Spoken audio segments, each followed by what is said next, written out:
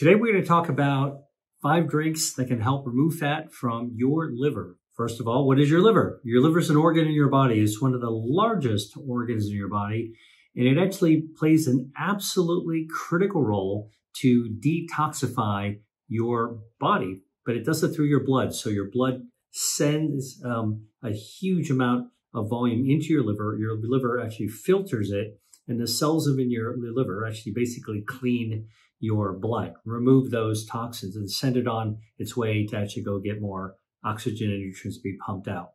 Now, the liver actually has some fat in it, and it actually can hold on to fat. So when you actually have more fat than your body can store, it winds up actually being sent over to the liver. So think about the liver as kind of a storage area for extra fat. And you can just build up there until your body needs that fuel, which comes in the form of fat, and burns it right down. All right, so we're going to come into this a little bit more, but your liver's basically main function is to cleanse and detoxify your body. So what's the connection between fat, body fat, and liver, like liver fat? So I'm going to actually walk you through what happens when you actually eat and how your liver plays a role when it comes to fat. When you actually eat food, all right, whatever it is, even healthy foods, you're eating your food, you're chewing it, it's going down into your system, you're digesting it. Your metabolism, your body's hardwired to take the energy from the food that you've eaten and store it in your muscles, use it in the blood, and anything extra can be stored into body fat. The body fat can store it anywhere. It can store it under your skin, subcutaneous fat. It can store it into the center of your body. Okay, the tube of your body can have fat. It's called visceral fat. A little bit of visceral fat is normal. It's a storage area. A lot of visceral fat is dangerous. It doesn't matter how big you are. You could be real thin and have a skinny tube of your body, but it can be packed with fat. And so then you're active, you're using up the energy, you're burning down the fuel, all right, until it's time to load up again on your fuel. So think of your body like a car.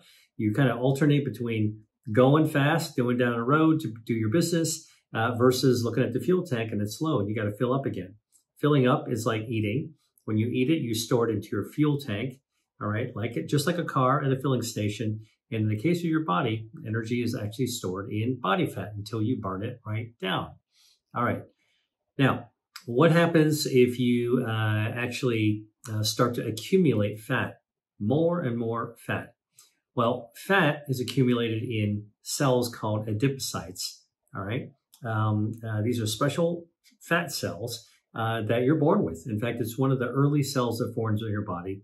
And it's critical because adipocytes or fat cells are fuel tanks for your body. Now, unlike a fuel tank in a car, which is made out of metal and very rigid, the adipocyte or fat cell is stretchy. So you can actually take a fat cell, load it up with fat, and it can stretch up to 3 times its size, 300% larger. And if you do that over and over and over again, you can kind of see how your body would start to swell. And that's actually how fat grows. Now, when your body's actually burning fuel, you're exercising, you're in motion, what happens is that the body will draw down that fuel that's stored. And in fact, it even does it when you're not in motion. When you're sleeping, your body will start to burn down that fuel as well at night. All right. So whenever you're not taking in calories, you're not eating, your body's actually going to switch gears and start to burn down that fat. All right. When you exercise or in your motion, you're going to burn it down even faster. So that's how body fat is built up. That's how it's actually burned down. And that's just part of the cycle of life. Now, when your body fat actually is filled up, so let's say you're eating and overeating, that's actually one of the most common causes of fat accumulating in your liver. You're eating too many calories. Those calories are going into your stomach. They're being absorbed in your bloodstream. And now you got to store them. You store them in the body fat. Remember I told you, single fat cell can swell 3 times its size. And then the next fat cell needs to get stored up and it will swell 3 times the size. And then the third one swelled up 3 times the size over and over again. As you're actually loading up on your calories, all right, with overeating, you're way overloading on the fat. The fat is building up oh man, you're kind of run out of fat. So what it does is it calls on your stem cells in your fat to make more fat cells. And when I went to medical school, I was always taught by my professors that you're born with all the fat you're ever going to have. That's not true. We now know with more modern research that in fact, fat can actually generate more of itself, all right? When it needs to through these stem cells. So energy into your body gets stored in fat. Fat can expand, and then fat will shrink when you're actually burning down the energy. But what happens if you keep on overeating way more than you're actually burning it down, right? So think of this like a sink, right? The sink in your bathroom or your sink in your kitchen. You've got the spigot on. That's energy coming in. That's like fuel coming in. You got a drain, removing the fluid. That's actually burning away that energy, all right? So a couple of things that can happen. If there is a blockage in the sink, there's no outflow, guess what? Then you can just eat regular amounts of food, put regular amounts of water into your sink, and it'll build up, and overflow. This is what happens when you actually have liver failure, and livers can fail when they're full of fat. When livers are full of fat, they're not functioning properly, and you're not able to burn down that fat because there's so much fat in it. And so now, when the more fat you eat, it just keeps on swelling and building up. All right. Now, the other thing that you can actually do to overwhelm your sink is if you put on the spigot on full, all right, and the drain doesn't change, and you walk away, and now your water level goes up. It's the same thing in your body. Fat and fuel goes up. Eventually, it's going to spill over. And this is what actually happens with fat cells in your body when you're storing fuel. You're eating, overeating some more, still overeating. All right, now your fat cells swell. Eventually, there's spillage, just like the sink that you put on wide open, the spigot. Water flows out of the sink down into the floor. All right, water's got to go someplace. Guess what? When you overeat and you overwhelm the capacity of fat to store that fuel, what happens? The fat, the energy, spills out of the fat into your bloodstream. And now you've actually overflowed the tank. Now, in your human body, that overflow gets caught by the liver. Remember I told you the liver's job is to detoxify. So when you've got this spillage of fat, so think about like an oil tanker running aground and spilling all the oil in the ocean. Well, when that actually happens in your body, and you've got fat spilling out, your liver basically jumps into action to detoxify the body. So it absorbs all that fat, and it stores it all up, okay? It's just another sink. It's another storage area for all this extra fat. Your body doesn't want to lose energy that is captured, so it'll actually store it in the liver. The liver gets filled with fat. Remember what I told you, when you overload the liver with fat, it stops functioning properly. And remember what I said about the function of the liver. It is a detoxifier in your body. When you've got too much fat that's overflowed your tanks of your fat tissue, and that fat overflows into your liver accumulates it, and now it knocks out your liver function. Now the liver can't detoxify. That can cause all kinds of problems, right? Because now you're not detoxifying other things as well. And the liver also makes proteins. And so when your liver's not functioning well, it's also not going to make the right kinds of proteins. What kind of proteins? Well, like the proteins you need to clot your blood. So when you have liver failure, guess what? Your liver is unable to make those substances that actually help your blood clot. So you become highly vulnerable to bleeding, hemorrhage, which can actually be fatal. All right. So there are real consequences to overloading your liver and having fatty liver accumulate. This is why we're talking about this. All right. Here's the thing. Fatty liver, due to overconsumption, is the #1 cause today for the need of liver transplantation. That's quite a change from when I was in medical school learning it was alcoholism. Alcoholics had a liver transplant because their livers got shot, and people with hepatitis also had shot livers. Now, in today's world, with overabundance of food, overconsumption of food, of calories, now it's actually livers. And by the way, this non-alcoholic, because it's not due to alcohol, fatty liver disease is happening in younger and younger people. All right. Not good. Remember I told you the liver has to detoxify your body. All right. Now, when the liver is actually packed with fat guess what? It also leaks fat out of your liver. And now you actually have lipolysis. Now you've got fat in your bloodstream as well. So fatty liver overflows your tank, not good. So what are some of the symptoms that you have of fatty liver? Well, if you have it, you probably know. It's more tired, fatigue, malaise. You feel just kind of crummy overall. And your liver is located in the right upper quadrant. So you might actually have some discomfort because the liver is kind of swollen and a little bit. Now, eventually when the liver shuts down, you can have cirrhosis. That's called basically liver shutdown. Scarring in the liver, liver shutdown, and some of the things that people experience are itchy skin. The liver is supposed to pass a large volume of blood in order to detoxify it. If it's not working properly, the fluid backs up. And guess where that fluid goes? It gets deposited into the hollow of your belly. It's called the peritoneal space. And the fluid that builds up is called ascites. In fact, you can actually shake the belly and you'll hear it sloshing around. And actually, sometimes what we have to do is to put a needle in there to drain that fluid. It's a real problem when you have liver failure. That fluid backing up, it's not only in the belly, it's also down to your legs. So how many people have you seen like swollen legs? Well, liver damage is one of the causes of edema. And you can actually put your finger into the swollen part of the leg, and it's like putting it into bread dough. It'll cause a pitting space. It'll leave a mark right there in that fatty stuff. Remember I told you, liver failure also is accompanied by problems with your circulation. Well, you can start to develop these, they call them spider angiomas, because they look like tiny little blood vessel spiders that are forming on your skin. And of course, because you're not detoxifying your blood, the toxins back up. And guess what? Your skin can start to turn yellowish, and the sclera of your eyes, the white of your eyes, can also become yellowish. So medical doctors like me, if we are examining somebody in the emergency room or the clinic or the ICU, we're actually looking for skin and sclera in the eyes for signs of liver damage and cirrhosis and liver failure. Okay, now when you get to that end stage where pretty much everything gets shot, guess what? You're going to need help. And that help might rely on getting a liver transplant. It's hard to get a liver transplant because there's not enough livers to go around.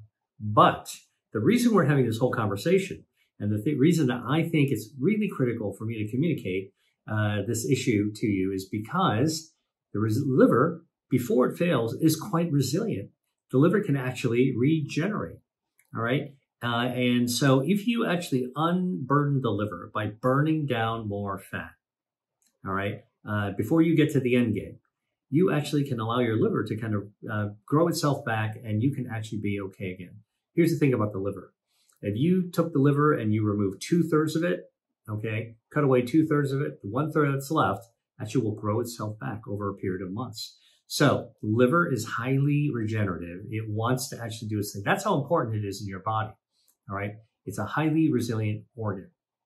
So if you got fatty liver and you burn down the fat, you're going to unpack your liver, unburn your liver, and allow it to actually regenerate.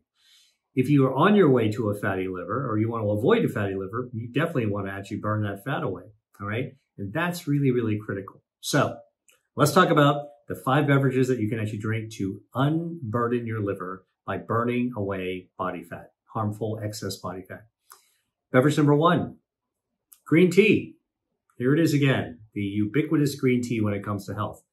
What's in tea? What's in green tea? It's got a polyphenol, a catechin called EGCG, epigallocatechin-3 gallate, EGCG, all right?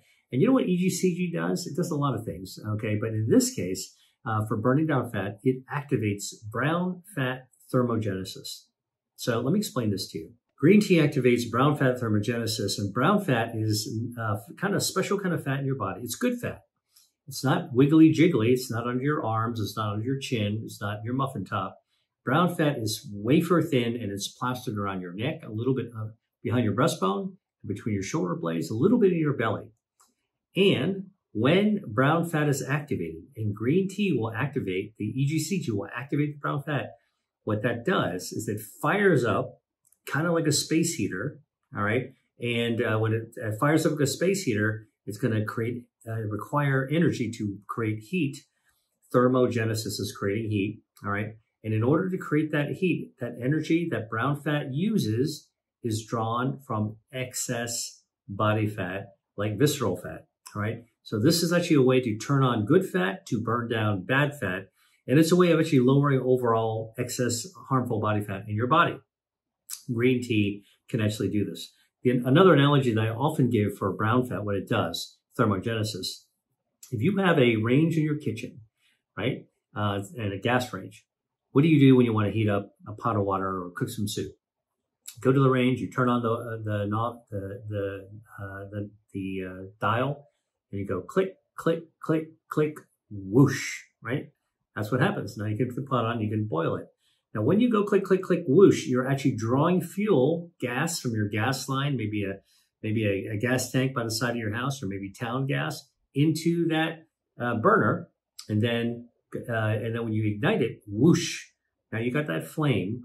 That's exactly like what brown fat actually does, and it's burning down the fuel from your excess white fat. Okay, that's bad fat. Good fat versus bad fat. Green tea can actually do that.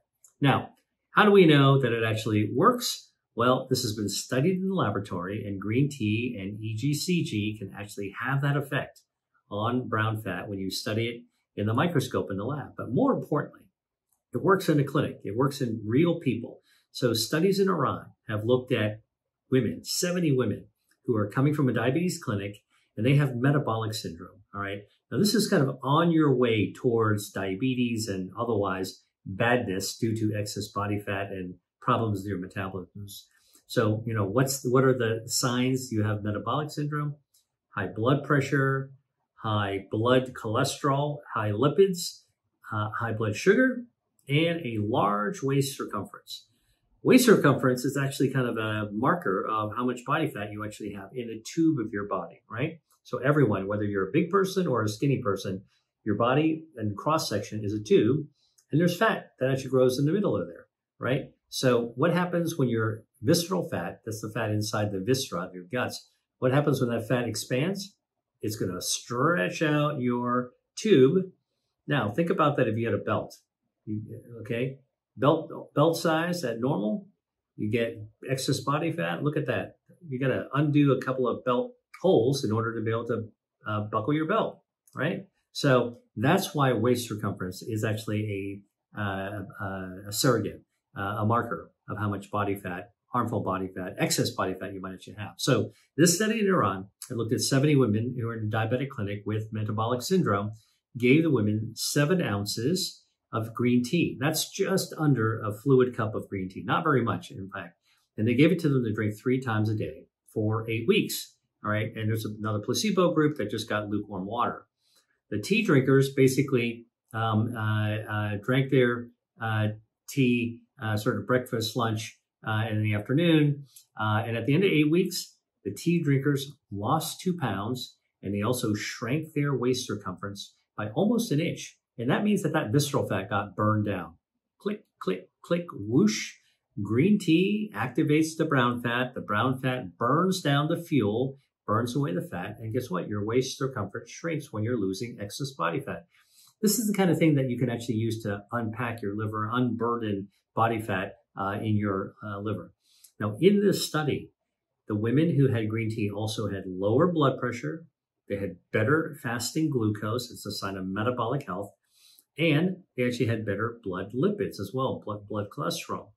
Now, these are all helpful signs that you're losing excess body fat and having a better metabolism. All right, this is going to be helpful if you want to, if you're battling with a fatty liver and you want to actually turn away from it. This is the kind of thing that you actually want to do, lose some excess body fat. Now, there was a similar study from Tehran University of Medical Sciences. They looked at 63 men and women. And these people, by the way, were between the ages of 35 and 65. So basically adults, okay, all the way up to, middle age. And they were overweight. And these people had type 2 diabetes. So they've had frank type 2 diabetes. And the study found that if you gave them, the people, 4 cups of green tea per day over 2 months, okay, what happened is they lost 3 pounds of weight, okay? But they also lost almost 2 inches of their waist circumference. So they shrank like by 2 holes in their belt. Usually those belt holes are about 1 inch apart, right? So remember, the waist circumference is stretched by excess body fat and it shrinks. You get a tighter belt, actually, if you shrink and lose your visceral fat. Now, these tea studies were not done in people with fatty liver, but the principles are the same. Fatty liver, you got way too much fat in your body. You know, you can burn it off by eating, by exercising, by motion. You can also eat a little bit less. But if you want a little extra help with beverages, green tea is one of those that can actually help you burn down harmful body fat, okay? And by the way, it's not just green tea. Turns out, if you are a tea lover, most people like green tea, but if you want to try other teas that are also effective, here's some good news for you.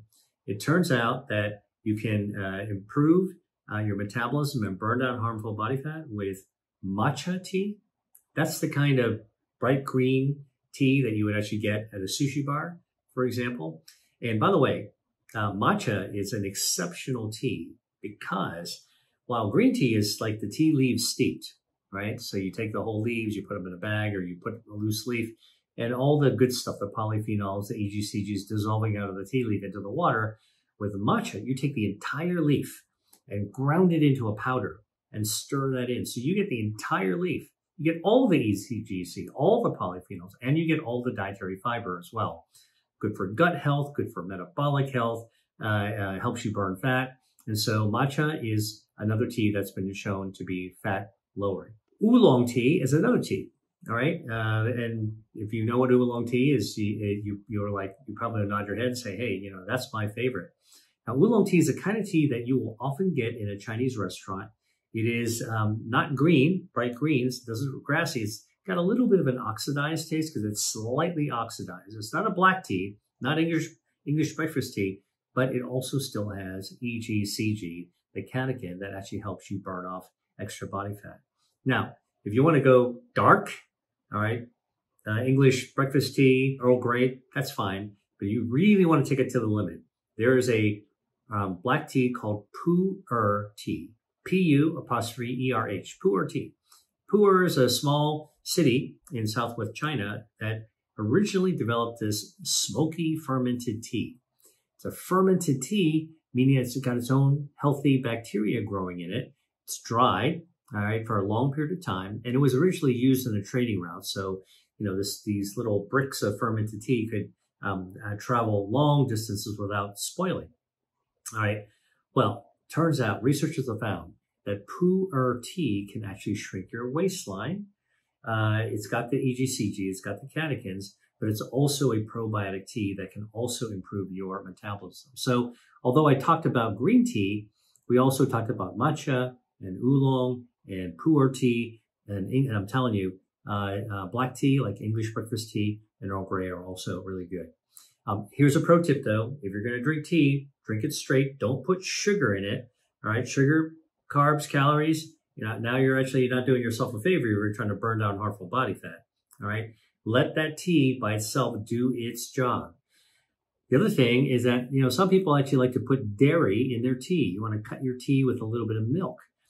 Don't use dairy. And the reason is this, dairy from cows have dairy fat, and the dairy fat forms little soap bubbles that bind up the polyphenols. And then you drink it, the little soap bubbles that contain the polyphenols just trickle down your gut and you haven't really absorbed it, all right? So drink tea straight if you can, all right? If you want to cut it with something, cut it with nut milk. Almond milk is fine. Soy milk is fine. They don't actually form those types of bubbles.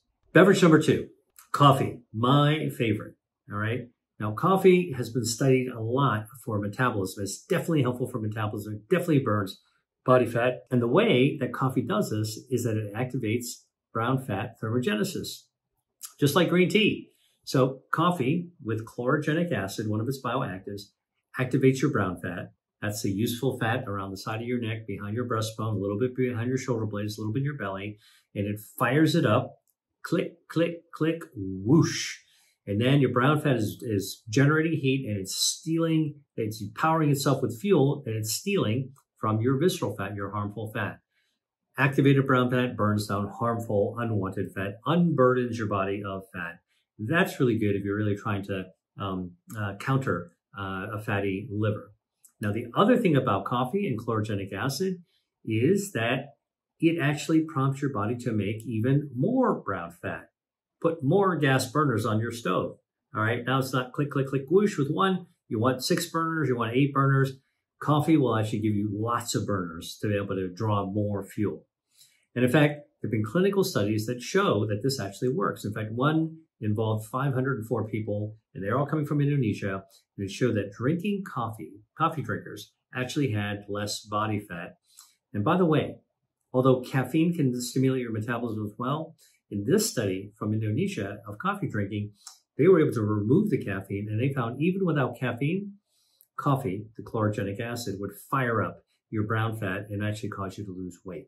Another study from the Harvard School of Public Health and researchers from Singapore and Switzerland actually looked at something else really interesting. They took 26 men and women, ages 35 or 36 to 69.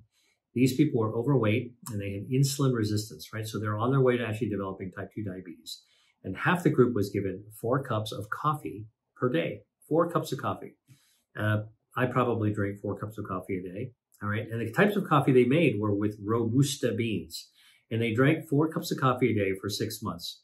I can tell you, if you had a kitchen camera on me, I'd be drinking at least that and over for many, many more months than 6 months.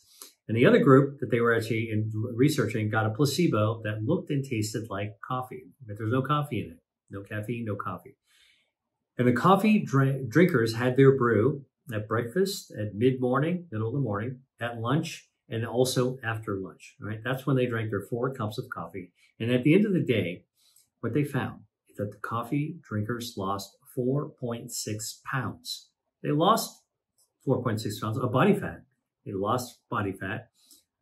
By contrast, the placebo drinkers actually gained body fat. They gained weight, all right, completely in the opposite direction. This really shows you that coffee has an effect on helping your body burn down extra body fat. Click, click, click, whoosh. Beverage number 3, tomato juice. Now, listen, I love tomatoes. And when I was a kid, I remember drinking tomato juice all the time. You remember that whole vegetable juice, V8? Had this like cut like tomato, and every now and then I'll actually, think about like Bloody Mary mix, right? Tomato juice. Now, tomatoes and their juice contain something called lycopene. Lycopene is a bioactive, a natural chemical, and it's a carotenoid. It helps to make tomatoes and other foods red in color. And tomatoes with lycopene have been shown to activate your, you guessed it, brown fat thermogenesis. All right, you can trigger on brown fat thermogenesis and burn down extra brown fat. In fact, there was a study from Portugal that gave just 1 ripe tomato to a bunch of young women in grad school before lunch to eat every day for like 30 days. And guess what they found? That nothing else changed, just giving that 1 tomato would cause them to lose body fat, and they would lose their visceral fat, their waist size would actually shrink a little bit, and all of their metabolic parameters would increase. So just like all the other foods I talked about, the beverages, green tea, coffee, tomato juice will actually do the same with the lycopene from tomatoes. Now, research from China have looked at 25 women who were normal weight, and what they did is they gave 1.2 cups, all right, 1 1/5 cups of tomato juice to drink every day for 8 weeks, right? So think about this as a breakfast tomato juice. A cup is a little bit more than a cup, not very much. And at the end of the study, guess what? They found these women actually lost weight, shrank their waist circumference. And when these researchers looked at the blood of the tomato juice drinker, they actually found that there was also a decrease in the inflammatory marker. In this case, the inflammatory marker is called MCP1. M is in Michael, C is in Charlie, P is in Peter, -1. MCP1 went down. That's an inflammatory marker. And by the way, excess body fat is inflammatory. So this is another example where body fat went down. You measured it in weight. You measured in waist circumference. You measured it in the inflammatory marker associated with fat as well. And that was just a little bit more than a cup a day of tomato juice. All right. Now, if you're going to get commercial tomato juice, just please look at the label on the side and make sure that there isn't preservatives or flavoring or colorings that you don't want to have in there. All right. You're going to want to have pure tomato juice. You can learn how to make it yourself as well. And by the way, we're talking about beverages here, but you can probably guess if this works with tomato juice, tomato sauce is also probably going to be also a good way to integrate this into your diet. Got to be practical. You know, you might not want to drink tomato juice every day, then go for tomato sauce. All right. Okay. Beverage number 4, related to tomatoes, is watermelon juice. Now you're like, wait a minute, Dr. Lee, watermelon and tomatoes, nothing alike. You are right, except both tomatoes and watermelons have lycopene. That's right, watermelon, which has got red flesh. Remember I told you the lycopene helps to provide color. Watermelon has lycopene. It's got a lot of fluid in it, which is good, but it's also got lycopene in it. A lot of people don't know this, but watermelons were not originally, they came from Africa, but they were not originally red. I think they were yellow, and they weren't sweet. They were just used for water, for hydration in, you know, the hot environment. But over time, they got bred to be red and sweet, and that redness actually brought with it lycopene. Now, researchers have been looking at watermelon juice, and here's what they found. They found that homemade watermelon juice, that means you get fresh watermelon, you chunk it up, you put it into a blender, okay, and you puree it. Can make about 3.5 cups of juice this way. These researchers did 3.5 cups of juice, all right? That's a pretty sizable amount of juice. That's more than a tall glass. But that drinking that watermelon juice for 3 weeks could double the amount of lycopene, that fat-fighting substance in your blood, because it's in your blood where it goes to work, all right? So watermelon juice actually is a good way to get more lycopene into your body. Have some tomato juice for breakfast, have some watermelon juice for lunch or in the afternoon. Or if you're going to go out, if you're at the beach or if you're going for a hike, drink some watermelon juice before you leave. And you know why? Because the watermelon juice has powerful antioxidant properties. And if you're going to go out into the sun, if you have a glass of watermelon juice a couple of hours before you go out, it will actually protect you, your DNA, from the damage from the ultraviolet radiation that you go out on the beach, right? So here's a simple thing. Just have some, you want to hydrate anyway. Hydrate with fresh watermelon juice. This is a good thing to prepare if you're going to go out to the beach and you want to pack something. Again, if you're going to buy commercial store-bought watermelon juice, please look at the label. Most commercial watermelon juices have a lot of other things besides watermelon juice, all right? They got some watermelon juice, some real watermelon juice, but they've got sometimes artificial coloring, sometimes added sugar, sometimes preservatives, sometimes other juices. No, you want to go for the pure one. So make it yourself if you want to. Let's pick up a watermelon next time you're at the grocery store and keep it on your counter. And then when you're actually ready to make the juice, it's sitting right there. All right. By the way, the other thing about watermelons and watermelon juice that's healthy, this is like an extra credit benefit for you, is that watermelon flesh has something called citrulline. That's C-I-T-R-U-L-L-I-N-E, citrulline, which your body uses to make a substance called nitric oxide. Nitric oxide is absolutely critical for your health. And the more you actually have citrulline, the more nitric oxide your body's going to have. I'll tell you what nitric oxide does. It actually causes your blood vessels to dilate, relax. Guess what that happens then? Your blood pressure goes down. And the other thing that nitric oxide does is it actually helps to pave and maintain your blood vessels. So inside your blood vessels, your circulation, got 60,000 miles worth of blood vessels in your body. They all respond to nitric oxide. The nitric oxide will actually call up stem cells that will look around and look in your blood vessels, and anywhere there's a pothole or damage, it'll actually replace it. All right, so it regenerates your blood vessels. Nitric oxide is a regenerative substance. So watermelon juice containing citrulline can actually give you that benefit as well. Hello there. Just a quick note. I have another free resource I want to share with you. 5 of my favorite Mediterranean foods to fight fat. Listen, I don't personally follow any special diet, but I do follow a food approach. I call it the Mediterranean way because it brings together the healthiest cuisines from two parts of the world that live really long and well, the Mediterranean and Asia. And I put together a list of 5 specific foods that you can add to your plate Mediterranean style so you can optimize your metabolism and fight harmful body fat. Download it for free right now from the description below. Now, back to the video. Again, make it yourself. You're going to get store-bought. Just be really careful because most of the watermelon juice that I've ever seen in a grocery store is packed in plastic. Now you got microplastics to worry about, and it's got a lot more than watermelon juice in it. It's got added sugar, and you want to avoid that if you're trying to actually unburden your liver from fat. All right. Now, the 5th beverage is drinking water. All right. Drinking water is the most popular beverage in the world. Number 2 is tea. Number 3, I think, is coffee. All right. And clinical studies have taken a look at what happens when you drink water. It's more than you think. Like, water is good for hydration. All right.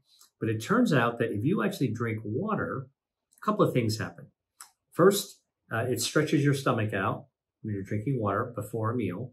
And when your stomach's stretched out, it sends a signal to your brain, hey, you know, we're kind of filled up here, so don't get too hungry. So you can actually blunt your appetite just by drinking water before a meal. That means less calories are going to go in. All right, so drinking water actually can provide that. The other thing that's really interesting is that drinking water triggers thermogenesis. Now, this has been studied. We believe that it's because there's temperature sensors that are in our stomach. So you drink water, glug, glug, glug, goes down into your stomach. It's sitting in your stomach. Guess what? Water tends to be cool or cold. It activates the temperature sensors in your stomach, and all of a sudden your body goes, whoa, near my core, I got cold water. I got to fire up. I got to fire up to heat it up because I don't want to have a cold core. What does that firing up mean? Thermogenesis, all right? And so researchers in Germany have looked at this. They actually found that drinking just 2 cups of water caused an increase in metabolism by 30%. Increased metabolism by 30%, you're burning down fat. You're actually firing up your thermogenesis. Brown fat fights white fat. Good fat fights bad fat. You're burning down fat. And now you're actually in better shape. This is just drinking water, all right? Just to warm yourself up. Plus the idea of stretching out your stomach so that you're going to be feeling more full, so you'll be less tempted to overeat. Remember, the #1 cause of fatty liver in this country is actually overeating. So this is a good way water actually helps to circumvent that, counter that. So now this whole thing about drinking cold water and your body having to heat it up to actually body temperature in order to not freeze your core, scientists have actually calculated this. If you drank 6 cups of water every day for a year, 6 cups of water every day for a year, you would burn, on just to warm that water up, you'd burn 17,400 calories just for warming up that water, all right? And that's the energy equivalent of 5 pounds of body fat. That's what we're talking about here. Water fills you up as well, so you're less likely to eat. And then on top of that, it actually requires some energy, some fuel that you can burn away some of that excess body fat in order to be able to warm it up. Now, the other thing about water, if you're actually dealing with a fatty liver, you want to really watch out for is to stay hydrated. Remember I told you that the liver's main role, big role, is actually to detoxify your body.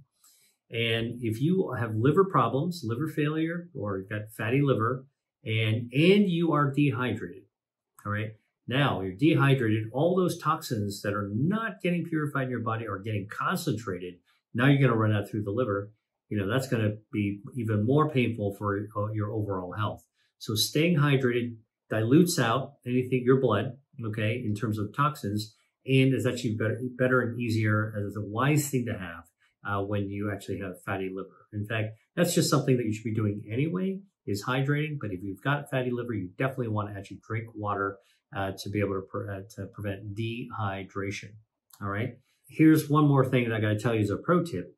If you're getting water from a store, most likely you're buying plastic water bottles, right? You're going to go for a hike. What are you going to do? You're going to get a 6-pack of bottled water.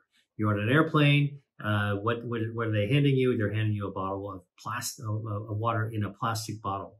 You go to a sporting event, you're running a marathon. What do the people on the sidelines hand you? They hand you a bottle of water, usually, right? Like we are so used to bottled water that we don't even give it a second thought. So is bottled water a great source to get your water? No. And I'm going to tell you why. Because now we know that bottled water almost always will have microplastics in that water. You know why? Because the plastic, including the plastic that's been reused, recycled plastic, it's shedding particles into the water, like billions of particles into the water. You can't see it, but it's there. You drink it. Now you're drinking plastic into your body. All right. We now know that, it's very hard to avoid plastic. But we now know that if you look in blood, you can actually find plastic. If you look in heart tissue, if you look in blood vessels, if you look in blood clots, if you look in the narrowing of the atherosclerotic arteries, okay, and pick out the plaque and look inside it under the microscope, we'll find microplastics. They've even found microplastics in men's testicles, okay, embedded in your testicles. That's not a good thing, and it's invisible. So there's microplastics, even smaller particles are called nanoplastics. And we didn't used to worry about that. In fact, I would say even a year ago, I would have told you, we don't have enough evidence yet to know that microplastics are actually harmful. So it's probably okay, but cut down your plastic. Now, more recent data shows us microplastics are definitely harmful. In fact, a study from Italy looked at men who were in the hospital having to have surgery to remove blockages from their arteries, neck arteries, right? And when they looked under the microscope, guess what? In those blockages, they found pieces of plastic. You can look this up on the internet. You just look for atherosclerotic plaque microplastics and hit image, and you'll actually see the picture of the plastic studying that the plastic. It's kind of like litter on a beach, except that this is inside your body and stuck to your blood vessels. And what the study from Italy actually showed is that people with plastic studying their vessel blockages had a 4-fold increase in having a heart attack or a stroke. So this is no kidding anymore. We're actually beginning to take a look at real harms, things that you don't want to actually have happen. So you're going to drink water, get it in a glass bottle or a glass container. Avoid plastic water bottles. It's also better not to use plastic water bottles you got to throw away, and it's going to wind up in the sea or wind up in a dump. We already have plastic everywhere. That's even in the air that we breathe. So, use less plastic. The other thing is that if you're storing plastic or taking water with you, let's say that you have well water at home and you're going to actually load up a bottle, think about it. Those water containers that you might actually have the thermos, make sure you get one that's got metal in the middle of it and not plastic, right? Think about those plastic sports water bottles that you might have for your bike, you might take for a jog, you might go out hiking with. Guess what? You're going to be putting those things in the dishwasher, and when the dishwasher wears down the plastic, then what do you think happens? The plastic crumbles and it goes into that water, and then you're drinking it and you can't see the plastic. This is a big problem, all right? So I'm going to say it again. Drinking water is good for helping you lose excess body fat among many beverages we talked about. But if you're going to have water, don't get it in a plastic bottle. Avoid plastic for your health, no matter what it takes in order to be able to do that. Now, some people will say, okay, let's figure I'll have glass bottles or I'll get it out of a tap. Dr. Lee, how much water should I drink? Should I really drink 10 tall glasses of water a day? Like, isn't that what the Boy Scouts said, or your mother told you, or your teacher told you? Look, this is actually what happens with these generalizations. Drink 10 tall glasses of water a day. There's no rule of thumb. Research has shown that not everybody needs to drink 10 tall glasses of water a day. You should drink liquid every day, and that liquid should be mostly water, all right? But it's not necessarily 10 glasses. It all depends on context. If you're a big person, you might need more water to be able to hydrate your tissues. If you're a smaller person, a thinner person, you might not need quite as much water. If you are just at home working, you might not be losing too much water. You're probably not going to need quite as much water, probably not 10 glasses. But if you're out working in the garden, or you're hiking someplace, or you're training for a marathon, or you're going to the gym, working out, or swimming, okay, you're probably going to need more water. In fact, it may be even more than 10 cups of water. So the best way to think about how much water you actually need to have is to be in touch with your body, to feel how much you need. It's something called interoception, right? And so just feel like, okay, do I need to drink water? Pay attention to it. If you feel like you're thirsty, if your body is telling you it needs water, drink some water, okay? Sip it, don't chug it, all right? Chugging is like after you've been lost in the desert. Sip it in order to be able to actually let your body equilibrate. Take your time with it, but, satisfy your thirst. That's the best way to know how much water you should drink. Now, we've been talking about losing body fat and the beverages that can actually be helpful. But here's the thing. In the context of fatty liver, I need you to understand what I said at the very beginning. Your liver is a critical organ for detoxifying your blood. When you've got a fatty liver, you're pretty far down the road in terms of having a health impairment, right? The good news is you can actually do things like drink certain beverages, like we talked about, to be able to unpack the fat out of your body. Your liver will actually start to recover. And that's actually something you can do for yourself. But if you have fatty liver, you definitely need to be working with your doctor in order to be able to actually deal with it, because fatty liver is a serious problem, all right? It is not a homegrown remedy type of issue. The things we talked about, things you can drink, and I'm going to do another YouTube video talking about foods you can eat to unpack your fatty liver.